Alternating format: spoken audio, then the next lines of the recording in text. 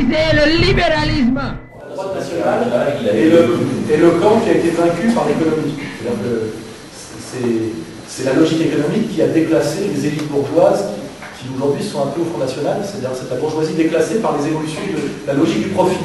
Donc souvent les gens de la droite nationale méprisent l'économie parce que c'est la catégorie qui les a vaincus. Le problème c'est que pour lutter contre quelque chose, il faut le connaître. Et moi j'ai souvent eu des problèmes avec les gens du Front National que j'aime bien, mais qui disent « moi je suis libéral parce que je suis pour la liberté ». Je leur dis aujourd'hui, le néolibéralisme tel qu'il est l'interdiction même de la liberté d'entreprendre pour un individu. On le sait. Je veux dire, le capital a une logique évolutive avec des sauts qualitatifs.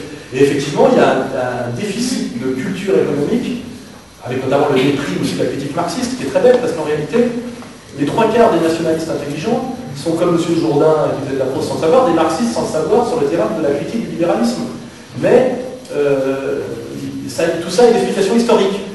Pour eux, l'économie, c'est de la merde, c'est un peu des fusils contre le carnet de chèques. En réalité, tout ça n'existe pas. Et il y a un travail qui est fait pour la dernière campagne présidentielle. Il y avait un programme économique qui était de très bonne qualité. Simplement, les médias ont joué sur un vieux discours, dire que le Front National n'a pas de programme économique et ne connaît rien. C'était plus tout à fait vrai. Et de toute façon, les autres n'ont pas donné de leçons, parce que quand on voit les résultats en termes de gestion, si en plus ce sont des spécialistes de l'économie, qu'est-ce que ça serait si ça n'en était pas? Mais c'est vrai que ramener toujours les questions au rapport capital-travail, c'est très important, ce qui d'ailleurs n'empêche pas de parler d'éthique, de transcendance. Du comité européen contre la torture. Dans un monde aujourd'hui, à l'américaine, où la démocratie est totalement orwellienne, c'est-à-dire qu'elle nous permet le choix entre le même et le même. C'est-à-dire entre une bonne femme qui s'est fait un peu refaire la gueule et les nichons avant l'émission, parce qu'il faut voir qu'on est complètement aujourd'hui dans le people, et un type qui change effectivement pour une femme plus jeune au moment où il arrive, une chanteuse bobo. Et moi j'ai écrit dans un texte que vous pouvez retrouver sur le site Égalité et Réconciliation, que le mariage de Carla Bruni et de Sarkozy, c'est le symbole absolu de la collusion, jusque par les voies génitales, jusque par le mariage, jusque par le corps, de la gauche bobo et de la droite financière. Ils sont aujourd'hui totalement mariés. Ce que je vous racontais sur l'histoire du libéralisme libertaire avec Cohn-Bendit, qui n'était pas très lisible, parce qu'à l'époque, les gens de la droite nationale pensaient que mai 68 avait été un coup, une tentative de révolution bolchevique, alors que c'était la liquidation du Parti communiste français et de ce qui restait de maurassien dans la tradition gaulienne, c'est-à-dire le colbertisme nationaliste. Voilà. Hein, donc, ce qui n'était pas toujours compréhensible à l'époque, où des gens comme moi le théorisaient, c'est-à-dire le rôle du libéralisme libertaire qui allait détruire à la fois la gauche du travail et la droite des valeurs, aujourd'hui c'est accompli à un point que Sarkozy, qui se prétend le chef de la droite, et en plus d'une certaine droite des valeurs de civilisation et sécuritaire, épouse en juste noces la princesse des bobos, qui s'est tapé le chanteur de groupe Téléphone, Mick Jagger, le père et le fils Enthoven. Enfin, je veux dire, si vous n'avez pas compris avec tous ces signes concrets et objectifs où on en était, et qu'aujourd'hui on est dans un monde, dans un empire bobo-libéral, ou trotsko-libéral, Besançon fait partie de la fête. Hein. D'ailleurs, Cohn-Bendit s'est félicité publiquement du mariage de Sarkozy, parce que pour eux c'est la réconciliation de la gauche et de la droite, tout n'importe quoi, et que face à ce monde bobo-libéral, la seule résistance possible, si on veut être dans le sérieux, c'est l'union sacrée de la gauche du travail et de la droite des valeurs. Et j'ai démontré que la gauche du travail et la droite des valeurs, c'était les électeurs du Front. Car qui est-ce qui vote pour le Front? Les anciens ouvriers communistes qui ont été trahis par la dérive bobo du PC, et qui sont sur des valeurs assez saines, de production française, travail, etc. Et la droite des valeurs, c'est-à-dire une certaine droite morale, ce que j'appelle les élites légitimes, les entrepreneurs, les patrons de PME, de PMI, les artisans, qui ont été trahis par la droite financière qui les tue. Car aujourd'hui, le MEDEF est le pire ennemi de l'entrepreneur. On le sait si on maîtrise l'économie libérale. Hein, voilà. Et ça, c'est la vraie doctrine, la doctrine de résistance. Et elle est transcourante, elle est complexe, et tous nos ennemis, notamment les vigilants, leur boulot, c'est d'empêcher que cette union. On l'a bien vu lorsqu'il y a eu les manifs du non au mini-traité. Il y avait un jour le nom de gauche qui défilait, et le lendemain le nom de droite. Et d'ailleurs, plus les gens de gauche que les gens de droite interdisent que ces gens-là défilent ensemble. Or, si nous n'additionnons pas ces deux masses, le saut qualitatif, la masse critique n'est jamais atteinte. Et c'est là où le système est génial. C'est qu'un Besançon qui dit non à l'Europe, mais jamais non à l'Europe avec le non à l'Europe de Jean-Marie Le Pen, ne produit aucune résistance effective. C'est-à-dire que c'est purement du théâtre. Et le système le paye pour ça. Le jour où Besançon dit on va marcher avec Soral car nous avons les mêmes ennemis et nous sommes d'accord sur les mêmes fondamentaux, ce jour-là il subit les mêmes problèmes que moi. Le franco-maghrébin qui a fait Bac+6 hein, et qui a envie de trouver du travail et d'avoir une vie de Français épanoui, d'être confondu avec une racaille et un dealer, ça ne m'intéresse pas non plus. C'est le système qui nous a collé ces stéréotypes dans lesquels vous tombez un peu aussi, parce qu'il faut faire un gros travail pour détricoter la doxa. C'est que je crois qu'aujourd'hui, les Français d'origine immigrée ont parfaitement compris que l'immigration massive et intégrale était une catastrophe pour eux aussi, et que pour qu'ils puissent enfin devenir des citoyens, non pas sur le plan formel, mais sur le plan réel, pleinement accomplis chez nous, il faut absolument que l'immigration s'arrête. Moi j'allais contre le métissage comme aventure individuelle.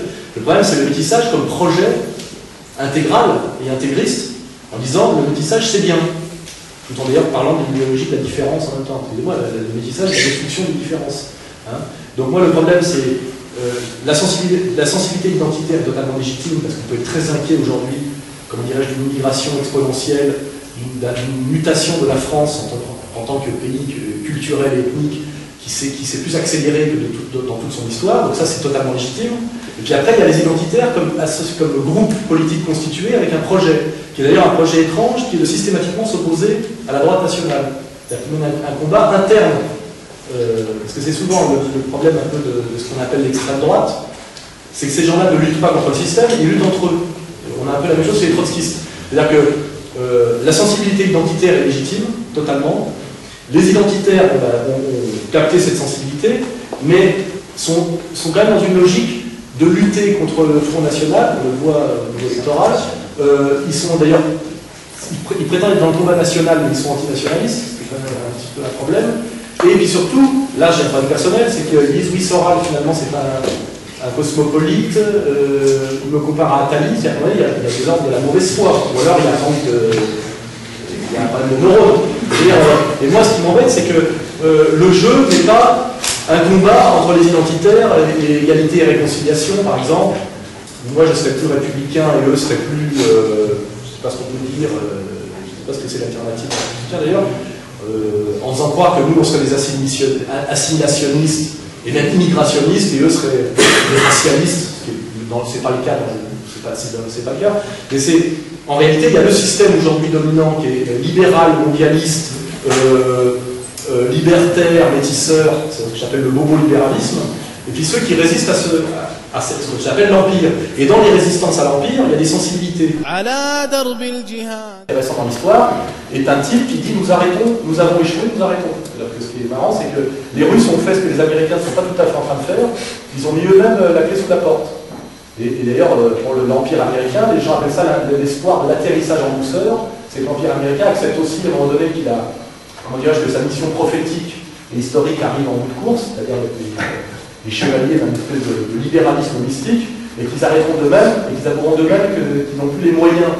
Mais en réalité, c'est pas ce qui se passe en ce moment, puisqu'on a quand même les néoconservateurs qui ont décidé que c'était plus les moyens par l'économie, ils pouvaient encore le faire par la bombe à l'uranium appauvri.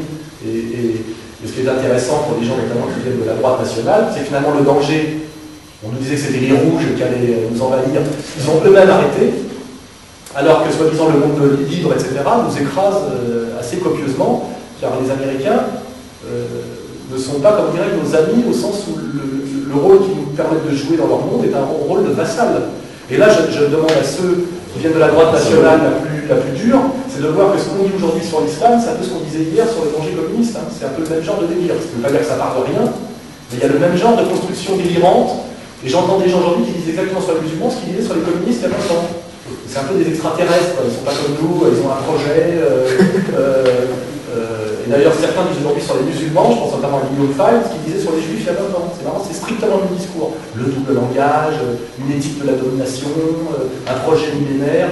Et moi, j'invite simplement qu'on soit sérieux avec tous les sujets, ne pas être dans le délire. Hein. Je ne dis pas, les gens qui pensent que je suis l'ami des musulmans, c'est pas vrai. J'estime qu'on doit traiter cette question-là avec le même sérieux sociologique que les autres. Et aujourd'hui, je vois des gens qui se disent de la gauche sociologique et raisonnable tenir des discours délirants sur l'islam. Et je vois Charlie Hebdo est exactement sur la même ligne que les néoconservateurs américains, ce que je trouve scandaleux, hein, honteux et scandaleux, dégueulasse et dangereux. Voilà. Donc,